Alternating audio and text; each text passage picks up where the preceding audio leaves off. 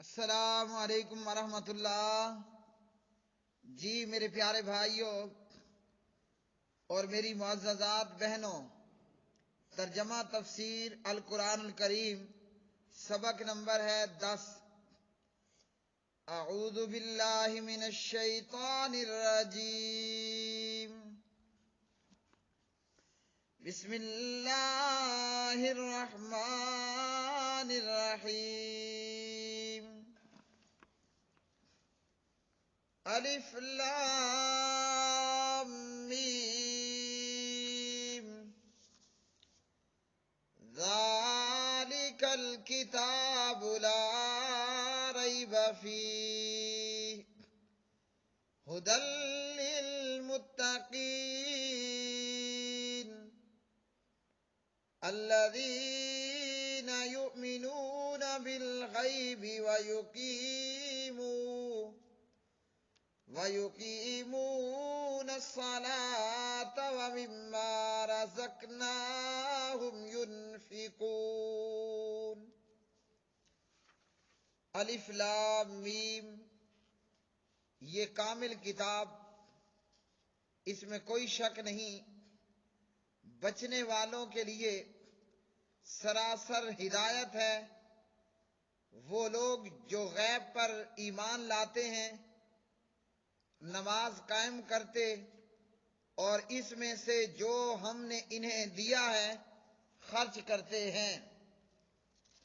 ذالکا، یہ الکتاب کتاب ہے، لا ریبہ نہیں کوئی شک، فیہ اس میں، ہدن ہدایت ہے، للمتقین اللہ سے ڈرنے والوں کے لیے، الذین وہ لوگ، یؤمنون ایمان لاتے ہیں، بالغیب غیب کے ساتھ، ویقیمون اور وہ قائم کرتے ہیں، الصلاۃ نماز، ومما اور کچھ اس میں سے جو، رزقناہم ہم نے دیا ان کو، ینفقون خرچ کرتے ہیں، یعنی اللہ کی راہ میں خرچ کرتے ہیں۔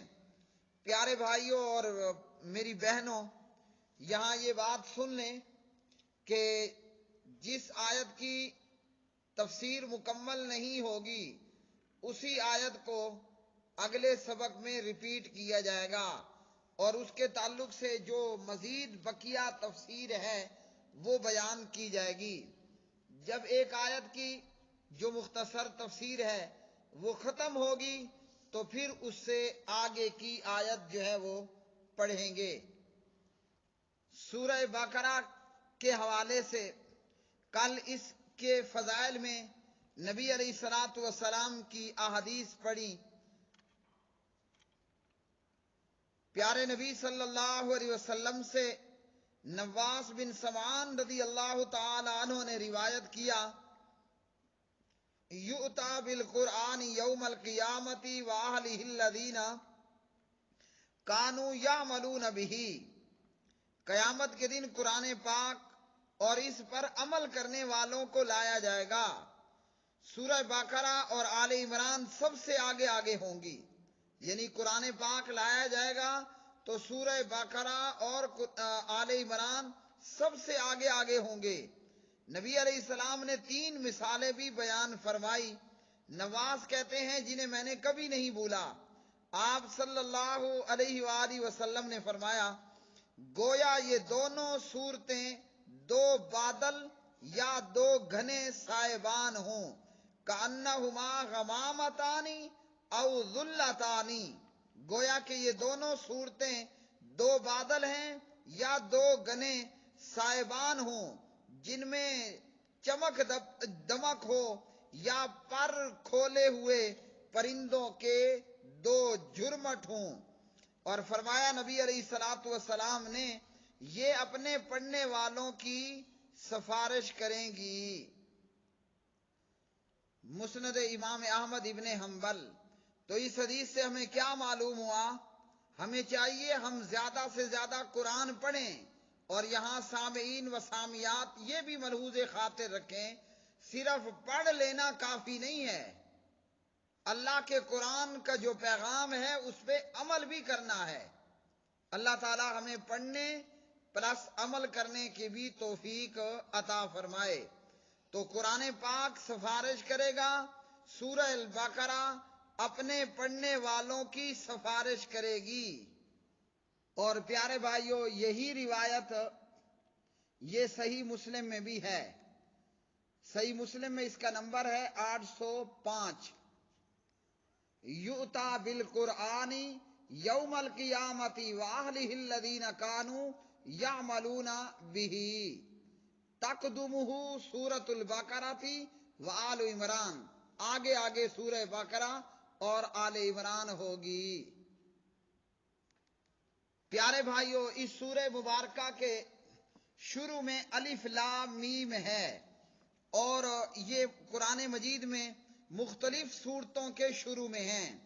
کہیں پر قاف والقرآن المجید، اسی طرح صاد، حامیم، تاسیم، میم، الف لام را وغیرہ، یہ حروف مقطعات ہیں۔ یہ حروف مقطعات ہیں جو بعض صورتوں کے شروع میں آئے ہیں۔ ان کا علم صرف اللہ وحدہ لا شریک کو ہی ہے، اور اس کے تعلق سے مختلف تفاسیر ہیں کہ یہ جو ہے وہ صورتوں کے نام ہیں وغیرہ۔ بہرحال ان کا معنی اللہ وحدہ لا شریک جانتا ہے۔ ان کے معنی کے تعلق سے نبی علیہ الصلوۃ والسلام نے ہمیں کچھ نہیں بتایا، اور اللہ رب العالمین نے ان کو بھی بے مقصد نہیں اتارا۔ ان کا بھی مقصد ہے اور معنی ہے، لیکن یہ کہ اللہ وحدہ لا شریک خود جانتا ہے۔ اور کچھ جاہلوں نے یہ کہا ہے کہ قرآن مجید میں کچھ ایسی چیزیں بھی ہیں جن کے قطعاً کوئی معنی نہیں۔ تو یہ بات طے ہے کہ ان حروف کے بھی حقیقت میں معنی ہیں، لیکن نبی معصوم صلی اللہ علیہ وسلم سے ہمیں اس تعلق سے کچھ نہیں بتایا گیا۔ ہاں، ہم اس پر یہی کہیں گے، آمنا بہ کل من عند ربنا، ہم ان پر ایمان لائے، یہ سب ہمارے پروردگار کی طرف سے ہیں۔ اور اس پر بعض جاہلوں نے یہ بھی کر رکھا ہوتا ہے کہ یہ جو حروف مقطعات ہیں ان کو کسی ایک جگہ پہ لکھ کر دکان، مکان اور گاڑی میں برکت کے لیے بھی لٹکایا جاتا ہے، کہ جس کی کوئی حقیقت نہیں ہے۔ الکتاب، اس سے مراد قرآن پاک ہے، قرآن مجید ہے۔ اور ریب کے معنی ہے شک کے، لا ریب فی یعنی لا شک فی، کوئی شک نہیں ہے۔ لا ریب فی، کوئی شک نہیں۔ جیسا کہ اللہ رب العالمین نے ایک اور مقام پر ارشاد فرمایا، الف لام میم تنزیل الکتاب لا ریب فیہ من رب العالمین۔ اس میں کچھ شک نہیں کہ اس کتاب کا نازل کیا جانا تمام جہانوں کے پروردگار کی طرف سے ہے۔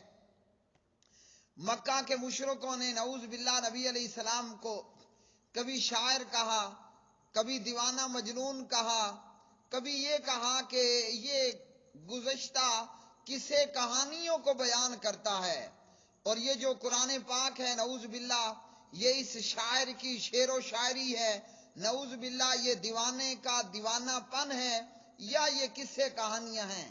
تو اللہ رب العالمین نے فرمایا لا ریب فی، اس میں کوئی شک نہیں۔ کیا مطلب؟ کہ یہ اللہ کی طرف سے نازل شدہ ہے، اور یہ رب العالمین کا کلام ہے، یہ شاعر کی شعر و شاعری نہیں، یہ دیوانے کا دیوانہ پن نہیں، اور یہ قصے کہانیاں نہیں۔ اور فرمایا ہدن، ہدایت ہے للمتقین، متقین کے لیے۔ پیارے بھائیوں، ویسے تو پورا قرآن ساری انسانیت کے لیے ہدایت ہے، جیسے اللہ نے آل عمران میں فرمایا ھدی للناس، یہ قرآن تمام لوگوں کے لیے ہدایت ہے۔ تو ہدایت کا معنی بنتا ہے راستہ دکھانا۔ یہ قرآن تمام لوگوں کے لیے ہدایت ہے، ھدی للناس، کہ راستہ دکھانا۔ اور اسی طرح دوسرا معنی بنتا ہے منزل تک پہنچا دینا، اور یہ صرف متقین کے لیے ہے، کیونکہ منزل پر وہی پہنچتا ہے جو راہبر و رہنما کے کہنے پر چلتا ہے۔ شفا اسی مریض کو ہوتی ہے جو نقصان دہ چیزوں سے پرہیز کرتا ہے۔ تو قرآن پاک ہدن ہدایت ہے تمام لوگوں کے لیے، اور منزل مقصود تک پہنچا دینا یہ متقین کے لیے ہے۔ جو عمل کرے گا وہ منزل مقصود تک پہنچ جائے گا، اور جو عمل نہیں کرے گا وہ گمراہ رہے گا۔ فرمایا یہ متقین کے لیے ہدایت ہے۔ متقین کے معنی کیا ہے؟ ابن عباس رضی اللہ عنہما فرماتے ہیں ھدی للمتقین میں متقین سے مراد وہ مومن بندے ہیں جو اللہ کے ساتھ شرک نہیں کرتے اور اللہ کی اطاعت کرتے ہیں۔ اور اسی طرح متقین سے مراد وہ لوگ ہیں جو اس ہدایت کو جسے وہ پہچانتے ہیں اس کو چھوڑنے میں اللہ کے عذاب سے ڈرتے ہیں، یعنی ہدایت کو پہچان کر ہدایت کو چھوڑتے نہیں، کیونکہ ہدایت چھوڑیں گے تو اللہ کے عذاب میں مبتلا ہوں گے۔ اور اسی طرح کہا گیا متقین سے مراد وہ لوگ ہیں جن کی اللہ نے صفات بیان کی کہ ایمان بالغیب اور نماز کا قائم کرنا اور خرچ کرنا وغیرہ۔ اسی طرح پیارے بھائیوں، تقوی کے معنی ہے بری باتوں سے منع ہونا، بری باتوں سے بچ جانا، رک جانا، جس سے اللہ نے منع کیا اس سے رک جانا۔ امیر المومنین حضرت عمر ابن خطاب رضی اللہ تعالی عنہ نے ابی ابن کعب رضی اللہ عنہ سے تقوی کے متعلق پوچھا تو جواب دیا کہ کیا کبھی آپ کانٹوں والے راستے پر بھی چلے ہیں، یعنی راستے کے دونوں طرف کانٹے دار جھاڑیاں ہوں؟ تو کہا کہ ہاں۔ تو فرمایا کہ ایسے راستے پر چلتے ہوئے کیا کرتے ہیں، کیا کیا جاتا ہے؟ کہا کہ چلنے والا دامن کو سمیٹ لیتا ہے، اپنے کپڑوں کو سمیٹ لیتا ہے اور کوشش کر کے احتیاط سے گزرتا ہے کہ کہیں میرے کپڑے، میرے دامن کانٹوں سے الجھ نہ جائے۔ تو فرمایا کہ بس ایسے ہی گناہوں سے بچنے کا نام تقوی ہے، اور بچنے والا متقی ہے۔ یؤمنون ایمان لاتے ہیں۔ ایمان کے معنی ابن مسعود رضی اللہ عنہ سے روایت کیا گیا کہ ایمان کے معنی تصدیق کے ہیں، اور حضرت ابن عباس رضی اللہ تعالیٰ عنہ سے ہی روایت ہے یؤمنون کے معنی ہے یصدقون، کہ وہ تصدیق کرتے ہیں۔ ایمان ایک جامع کلمہ ہے۔ اللہ، اس کی کتابیں، اس کے رسول، اللہ تعالیٰ اس کی کتابوں اور اس کے رسولوں کے اقرار اور اس اقرار کی فعل کے ساتھ تصدیق کرنے کے لیے استعمال ہوتا ہے۔ بالغیبی، غیب کے ساتھ غیب سے مراد وہ حقائق ہیں جو انسانی حواس اور عقل کی رسائی سے باہر ہیں۔ غیب پر ایمان لاتے ہیں، اس سے مراد اللہ تعالیٰ، اس کے فرشتوں، اس کی کتابوں، اس کے رسولوں آخرت کا دن، جنت، جہنم، اللہ کا دیدار، ان تمام چیزوں پر ایمان رکھتے ہیں۔ اسی طرح یہ تمام چیزیں غیب ہیں، ہم نے اللہ کو نہیں دیکھا لیکن اس کے وحدہ لا شریک ہونے پر ایمان ہے۔ ہم نے ملائکہ کو نہیں دیکھا، اس کے وحدہ لا شریک ہونے پر ایمان ہے۔ آخرت کو، جنت کو، جہنم کو ہم نے نہیں دیکھا، مرنے کے بعد جی اٹھنے کو ہم نے نہیں دیکھا، یہ تمام غیب ہیں اور اس پر ایمان رکھتے ہیں۔ اپنے مشاہدے یا اپنی عقل یا اپنی آنکھوں سے دیکھنے کا مطالبہ نہیں کرتے۔ اور جو غیب کے منکر ہیں تو وہ اعتراض کرتے ہیں کہ جناب قبر کا عذاب کیسے ہوگا جبکہ ہمیں تو یہ عذاب نہیں دکھائی دیتا۔ اور اسی طرح اس کے تعلق سے مختلف شکوک و شبہات کا اظہار کرتے ہیں۔ تو جب یہ تمام چیزیں ہماری آنکھوں سے اوجھل ہیں، ہماری حواس سے باہر ہیں، ہماری عقل ان تک رسائی حاصل نہیں کر سکتی، تو جو شریعت نے بتلایا اس پر اسی طرح ایمان لے آنا ہے، چاہے وہ باتیں عقل کے خلاف ہوں، ہمارے دیکھنے، سننے اور محسوس کرنے سے باہر ہوں۔ جیسے ہمارا ایمان ہے کہ اللہ تعالیٰ ہے اور وحدہ لا شریک ہے، اپنی شان کے مطابق عرش پر مستوی ہے۔ ہم نے اللہ کو اپنی آنکھوں سے نہیں دیکھا، نہ کسی نے اللہ کو دیکھا۔ فرمایا لا تدرکہ الابصار وہو یدرک الابصار وہو اللطیف الخبیر۔ اللہ دیکھتا ہے، اللہ کو کسی نے نہیں دیکھا، اور اس پر ہمارا ایمان ہے۔ ہم نے جنت اور جہنم کو دیکھا؟ بالکل نہیں دیکھا، لیکن اس پر ہمارا ایمان ہے۔ مرنے کے بعد پھر دوبارہ زندہ ہونا، ہم نے اس کو نہ دیکھا نہ محسوس کیا، لیکن اس پر ایمان ہے۔ تو جب ان چیزوں پر ایمان ہے، عذاب قبر سے انکار کیوں؟ اور بعض جاہل قرآن اور حدیث کے مقابلے میں اپنی عقل لے کر آ جاتے ہیں، اور حضرت علی رضی اللہ تعالی عنہ کا قول، اگر عقل کا کوئی وزن معیار ہوتا تو مسا موزوں جرابوں پر اوپر کی بجائے نیچے سے ہوتا۔ عقل تو یہی کہتی ہے نا کہ گندگی نیچے سے لگ رہی ہے۔ ہم نے پیارے نبی صلی اللہ علیہ وسلم کو دیکھا؟ نہیں دیکھا۔ ہم نے پیارے نبی علیہ السلام کو نہیں دیکھا، لیکن ہم اس پر ایمان رکھتے ہیں اور محمد الرسول اللہ پڑھتے ہیں اور مانتے ہیں۔ تو یہ کیا ہے؟ یہ ایمان بالغیب ہے۔ ابو عبیدہ بن جراح رضی اللہ عنہ راوی ہیں، فرماتے ہیں کہ نبی علیہ الصلوۃ والسلام سے ابو عبیدہ نے عرض کی کہ اے اللہ کے رسول صلی اللہ علیہ وسلم، کیا ہم سے کوئی بہتر بھی ہو سکتا ہے؟ ہم آپ کے ساتھ اسلام لائے، آپ کے ساتھ مل کر جہاد کیا۔ نبی علیہ السلام نے فرمایا نعم، ہو سکتے ہیں۔ کیسے؟ قوم یکونون من بعدکم یؤمنون بی ولم یرونی۔ ہاں، وہ لوگ جو تمہارے بعد ہوں گے اور میرے ساتھ ایمان رکھتے ہوں گے، حالانکہ انہوں نے مجھے نہیں دیکھا ہوگا، حالانکہ انہوں نے مجھے نہیں دیکھا ہوگا۔ مسند امام احمد ابن حنبل اور سنن دارمی۔